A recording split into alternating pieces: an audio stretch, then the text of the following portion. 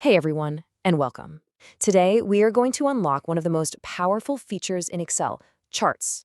Our whole goal here is to take those spreadsheets, you know the ones full of confusing numbers, and turn them into clear, compelling stories that anybody can understand in like a single glance.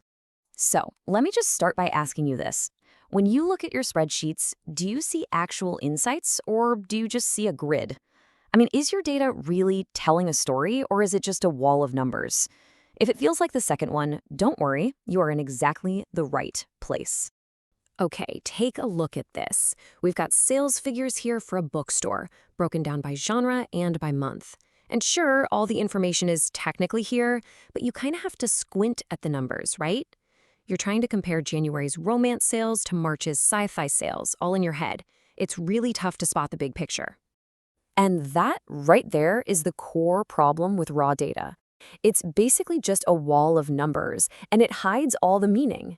Think of this as the before picture in our little journey from data to actual clarity. Yeah, when numbers are just packed together like this, the story gets completely lost. But we have a tool to cut right through all that complexity and find the narrative. And that tool, of course, is the chart. So, how do we start telling that story? Well, it all begins with choosing your visual tool. You got to pick the right chart for the right job, because you'll see different charts tell very different kinds of stories. On one hand, you've got column charts. These are fantastic all-rounders. They work with almost any kind of data you want to compare.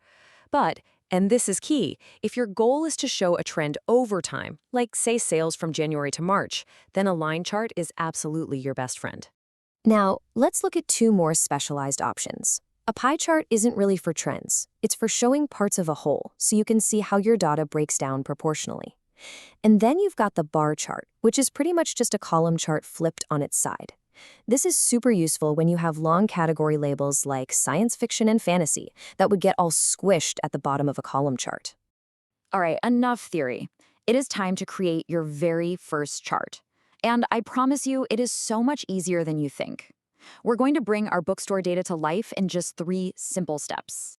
And that's it. No, seriously. First, you just select all the data you want to visualize and make sure you include the headers.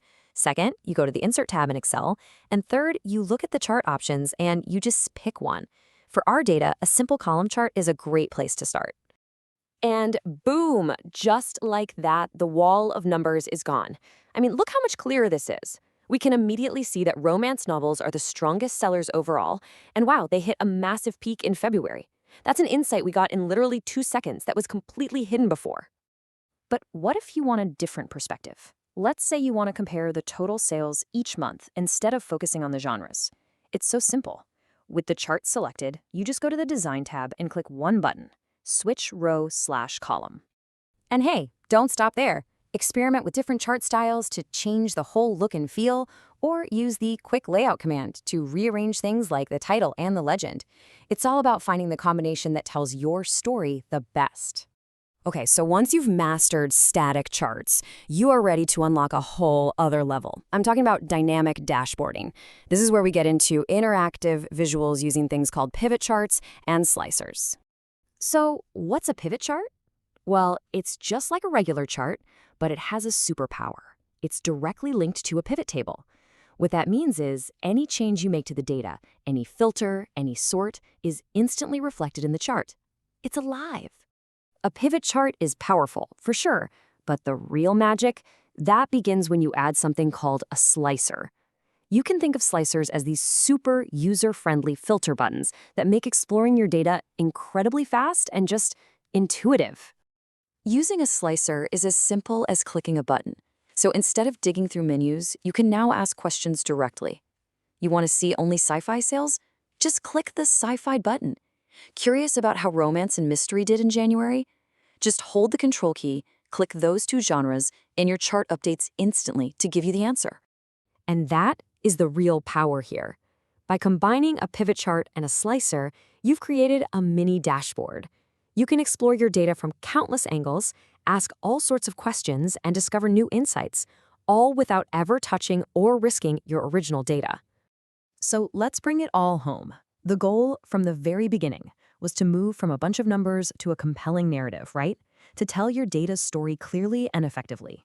So here are the crucial takeaways. First, raw data hides the story. Charts are what bring it out into the open. Second, always choose the right tool for the job. Line charts for trends, pie charts for proportions, you get it.